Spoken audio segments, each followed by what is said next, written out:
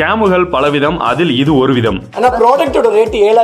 உதாரணத்துக்கு நீங்க ஒரு மளிகை கடையில போய் லூஸ்ல 1 கிலோ ஜீனி வாங்கினீங்கன்னா ஒரு பேப்பர்ல கட்டி கொடுப்பாங்க, அதோட விலை 30 ரூபான்னு வச்சுக்கோங்க. அந்த ஜீனியை ஒரு பாக்கெட்ல போட்டு நீங்க ஒரு ப்ராடக்ட் நேம் கொடுத்து இந்த ஜீனி அமேசான் கார்டுகள்ல இருந்து பறிச்சுட்டு வந்த கரும்புகளால செய்யப்பட்ட ஜீனி அப்படின்னு சொல்லி நீங்க 50 ரூபாய்க்கு வித்தா அதுவும் ஸ்கேம் தானே. அது ஸ்கேம்ன்றதை விட முள்ள மாதிரி தனம். இதே வேலையத்தை டிடிஎஃப்னு ஒரு தம்பி பண்ணிக்கி இருக்காப்ல. ஆன்லைன்ல வெறும் 1500 ரூபாய் போட்டிருக்க ஜிபிஎஸ் வாங்கி டிடிஎஃப்னு ஒரு லோகோவை ஒட்டி 3500 ரூபாய்க்கு வித்துக்கிட்டு இருக்காப்ல. 3500 ரூபான்றது 50% ஆஃபர். அதோட விலை 7000 ரூபாயா. இப்படி 1500 ரூபாய் பொருள் 7000 ரூபாயா. அதுல தர்மபிரபு 50% ஆஃபர்ல 3500 ரூபாய்க்கு தரான். என்னமோ இவர் மேனுஃபேக்சரிங் ஃபேக்டரி உருவாக்கி அதுல டாப் மோஸ்ட் இன்ஜினியர் ஹையர் பண்ணி இந்த ஜிபிஎஸ் உருவாக்குன மாதிரி. ஏன்டா வியாபாரமா இருந்தாலும் ஒரு நியாயம் வேணாமாடா? 1500 ரூபாய் பொருளே உங்களுக்கு ஹோல்சேல்ல கிடைக்கும் போது வெறும் 800 ரூபாய்க்கு தான் கிடைச்சிருக்கும். சரி, வியாபாரம் பண்ற உனக்கும் கொஞ்சம் லாபம் வர்றதுக்கு நீ கொஞ்சம் அந்த லோகோ எல்லாம் ஒட்டுற, அதுக்கு ஒரு 500 600 ரூபாய் போட்டு ஒரு 2000 ரூபாய்க்காவது விற்கலாம். அது என்ன 7000?